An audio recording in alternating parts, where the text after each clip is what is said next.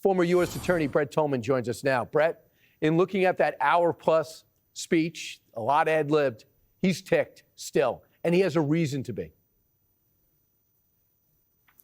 Brian, he absolutely does. You think of the Department of Justice and the storied history. There's been controversy, certainly, but there's been the decimation of the public opinion and the trust of the Department of Justice and the FBI. I think about this so often, the fact that there is a massive cross-section in this country of people that don't believe that the Department of Justice was weaponized. So when you have them brainwashed by the media, when they don't do their job and expose what's actually happening, then you're losing the ability to understand what slowly progressed in the Department of Justice, a cancer that was allowed to be fueled by political hatred, by the left's ideologue, and by those that lost their sense of justice and fairness in this country.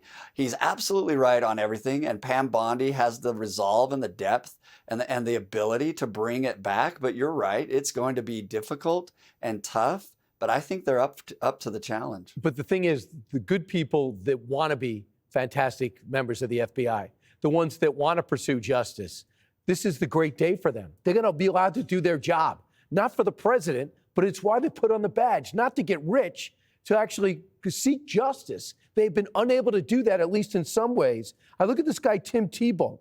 This guy, thanks to a whistleblower of the FBI, he broke protocol. He did special investigations into Trump, made him the #1 priority, open investigation involving him, an unauthorized criminal investigation, too, as a role. And he also didn't stop for about 2.5 years while ignoring the laptop that would have actually opened up an investigation, you would think, into Joe Biden.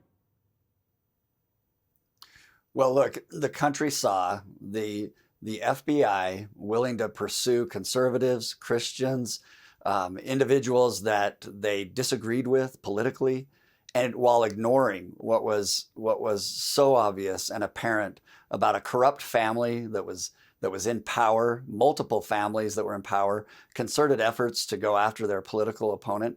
Brian, I had over a dozen agents reach out to me celebrating that Donald Trump won, and their reason, one reason only, and that was, we want to get back to actually catching bad guys. And if you notice, if you talk to the president, he doesn't just say the FBI is all bad. He knows FBI agents have come up to him and expressed their frustration, like the Miami Bureau wasn't even alerted that they were going to raid Mar-a-Lago.